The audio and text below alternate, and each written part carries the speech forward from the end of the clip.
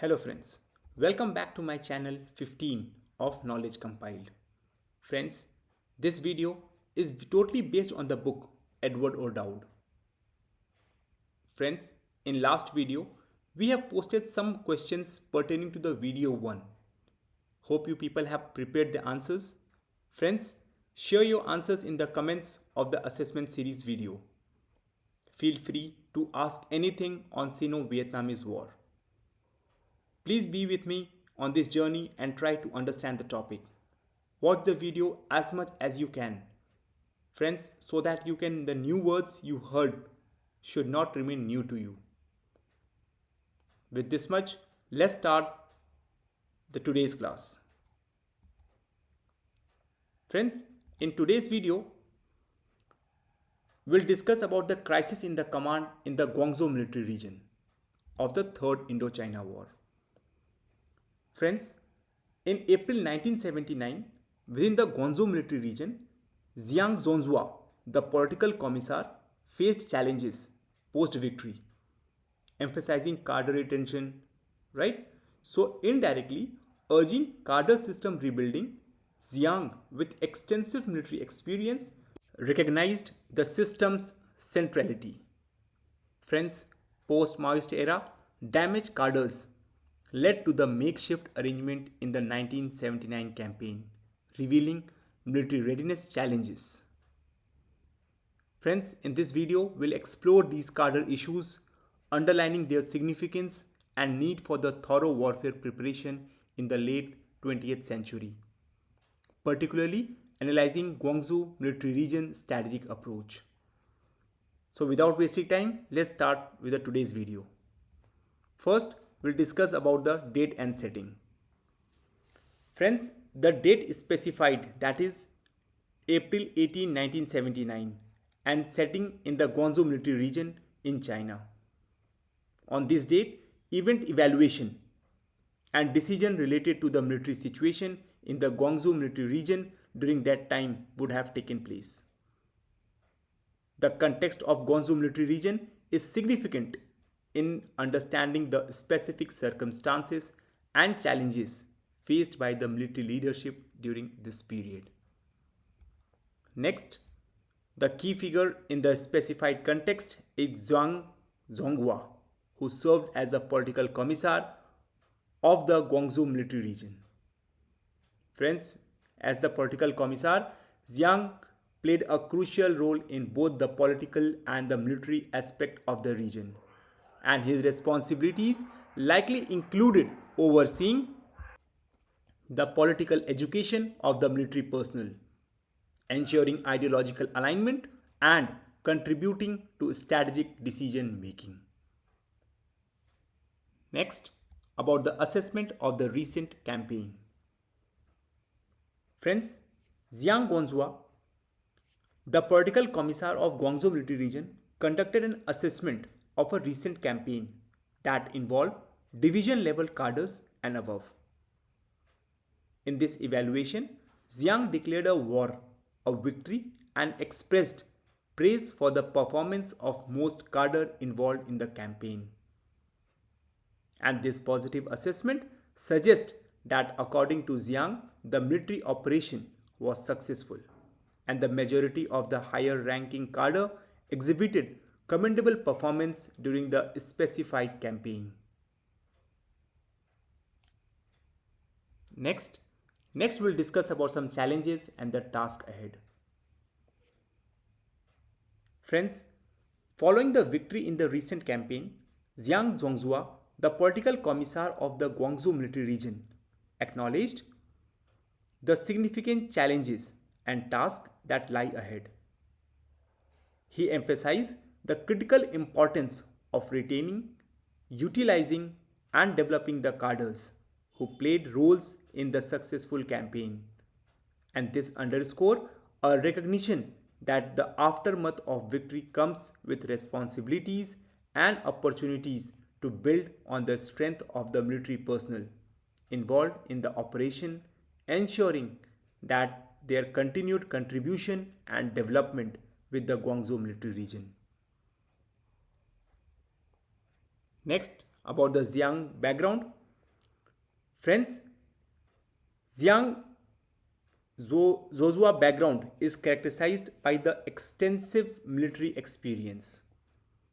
He has participated in all of the People Liberation Army War since 1927, showcase a remarkable and a comprehensive involvement in various military campaigns spanning several decades. This wealth of experience indicates a deep understanding of Chinese military affairs. And given his first-hand engagement in multiple conflicts, Xiang is likely well versed in the military strategy, tactics, and the complexities of Chinese military operations. His seasoned background position him as a knowledgeable and experienced figure in the military leadership capable of providing valuable insight and guidance in the context of military affairs. Friends, Xiang Zhonghua, the political commissar of Guangzhou Military Region, indirectly challenges divisional and the army leaders to undertake the task of rebuilding the entire cadre system within the region. Friends, this implies that Xiang sees a need for significant structural changes and improvement in the organization and management of cadres. Friends, the term indirect suggests that Xiang may not explicitly state this demand but convey it through implication or subtle cues, emphasizing the importance of addressing and enhancing the cadre system for the future effectiveness of the military structure in the Guangzhou Military Region. Next, next friends will discuss about the importance of the cadre system. Friends, the significance of the cadre system is emphasized by describing it as a central nervous system of the People Liberation Army. Friends, the metaphor underscore the crucial role that the cadre system plays in coordinating and facilitating the functioning of the entire military organization. The statement further highlights that nothing within the PLA moves without the work of cadre, emphasizing the pivotal nature of these individuals in driving and managing the various aspects of military operations, planning, and execution. In essence, the cadre system is portrayed as the organizational backbone essential for the efficient and effective functioning of the PLA as a whole. Next, we'll discuss about the PLA situation after Maoist era. Friends, the PLA faced challenges in the aftermath of the Maoist era. The cadre system, a fundamental component of the PLA organizational structure, was damaged by the excess of the Maoist period.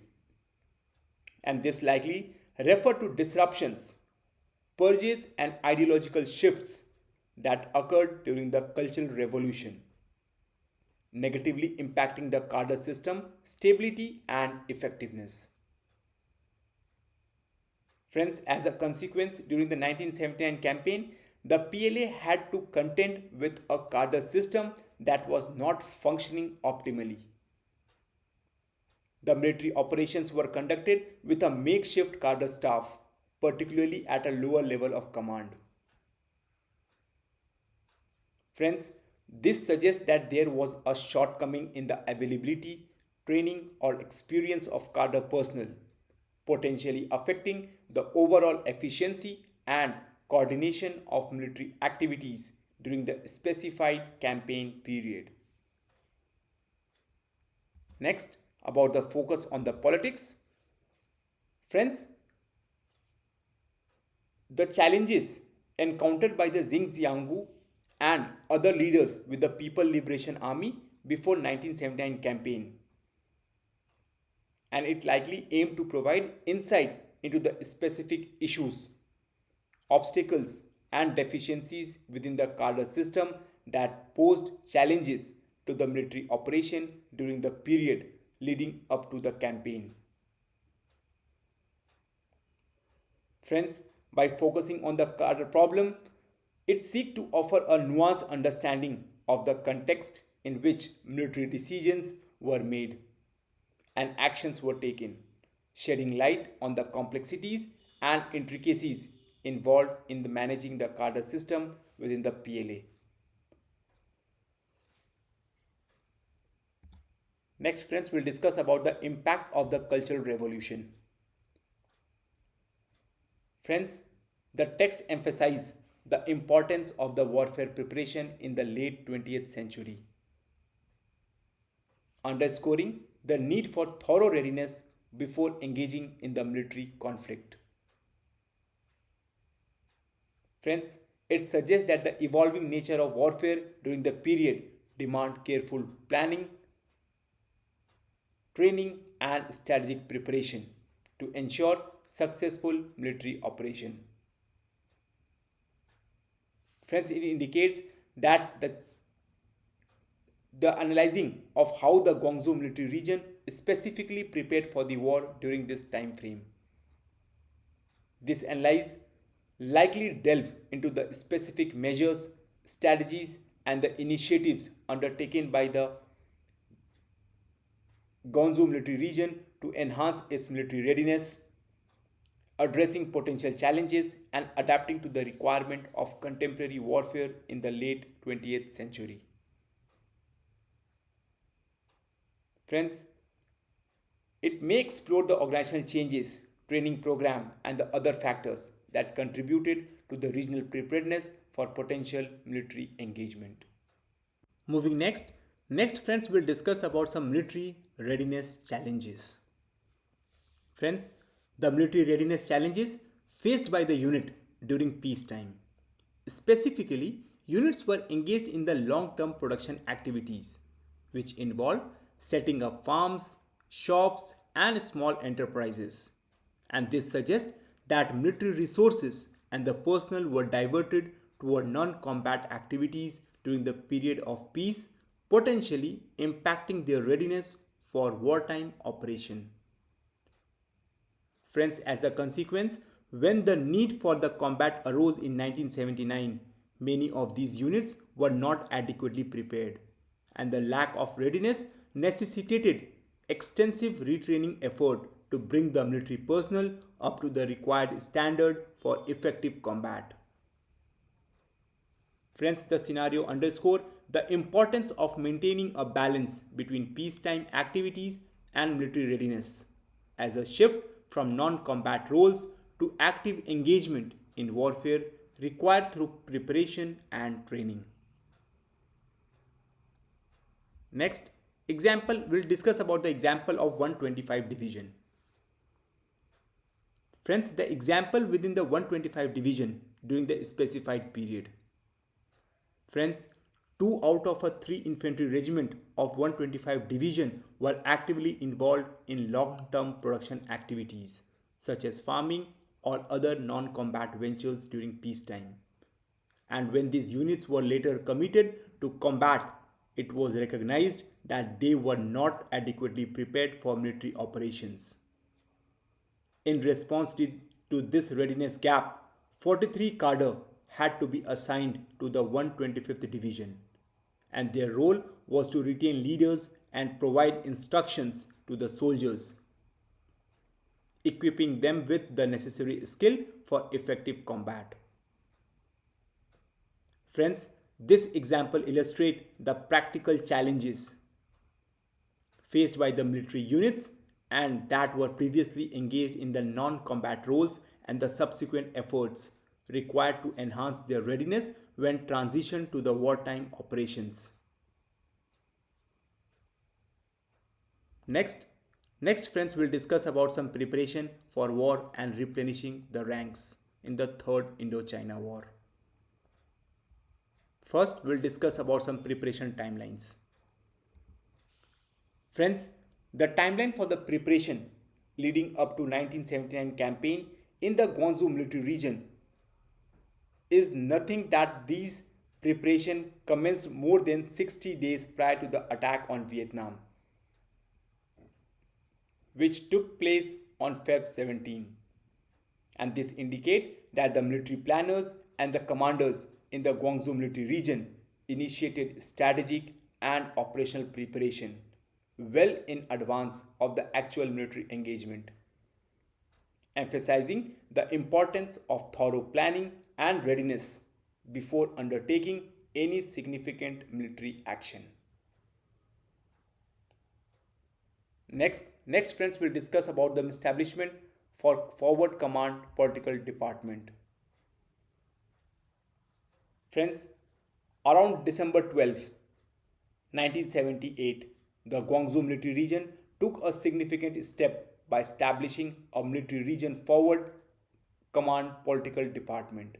And this department comprised staff specializing in the political, operational, and logistical aspect.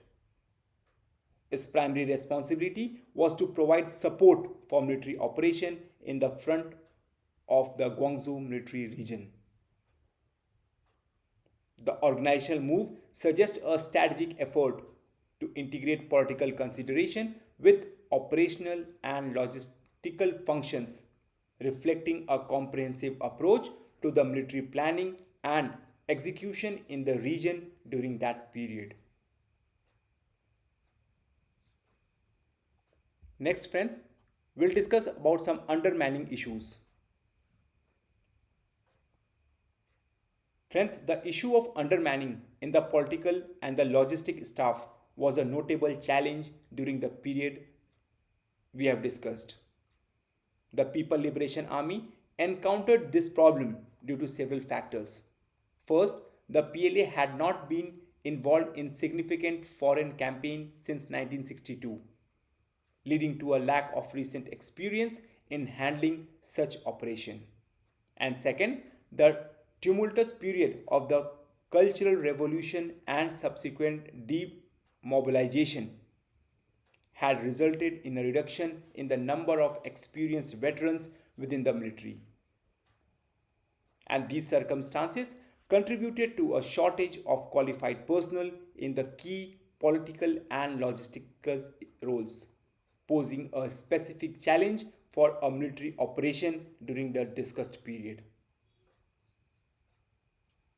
Next, about the circular on the personnel policies.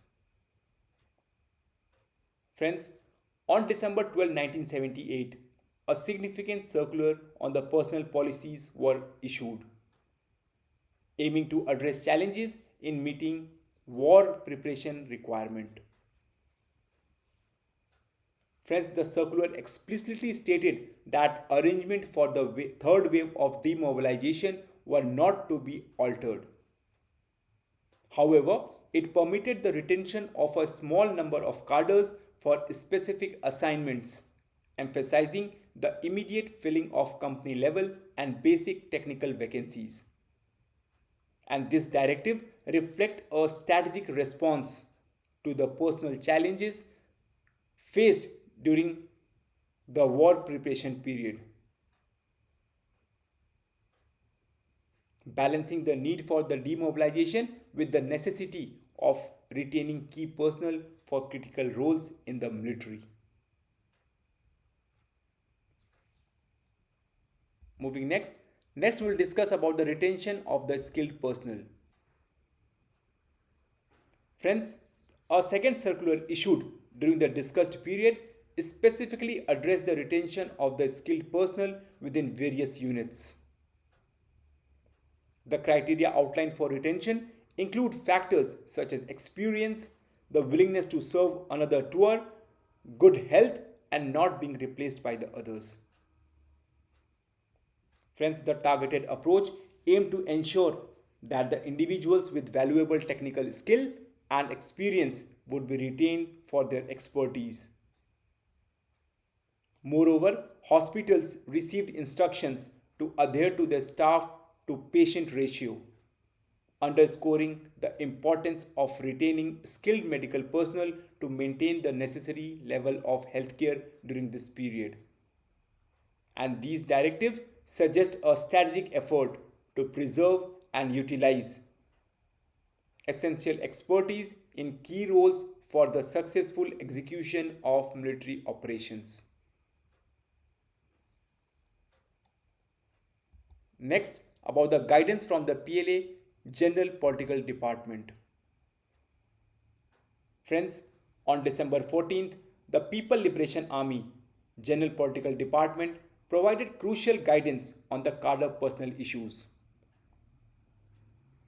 The directive emphasized the urgent filling of all the cadre vacancies, with a particular priority given to the combat units. The guidance further directed the return of low-level cadres and the reassignment of the technical cadres within the military region. And this strategic direction from the PLA General Political Department underscored the importance of promptly addressing cadre personnel challenges, especially within combat units, to enhance the overall readiness and effectiveness of the military forces during the specified period. Friends, the focus on reassigning the redistributing cadre reflect a comprehensive approach to optimizing the placement of personnel based on the need of the military region. Next, we'll discuss about some relaxation of procedures. Friends, on Feb 1, 1979, Military Affairs Commission advised military region to relax procedure for appointing division level cadres. The directive instructed military region to appoint cadres first and then seek approval from General Political Department and Military Affairs Commission. And this change in the usual appointment process indicate a sense of urgency and flexibility in the decision-making process during the specified period. Friends, by allowing the military region to make cadre appointments swiftly and seek approval afterwards, the directive aimed to streamline the administrative procedures, possibly in response to the dynamic and a time-sensitive nature of the military preparation during that time. Next, about the promotion and transfers. Friends, to fully staff the unit in the Guangzhou Military Region for the campaign, an enormous number of promotions were required. And these promotions occurred at both the army and the division level, with deputy commander and commissar being promoted at the lower echelons. Additionally, the situation prompted the transfer of hundreds of cadre from other military region and unit to meet the staffing need of the Guangzhou Military Region. And this extensive restructuring and personnel movement underscore the magnitude of the effort undertaken to address staffing challenges and ensure that the military units were adequately equipped with qualified personnel for the impending campaign.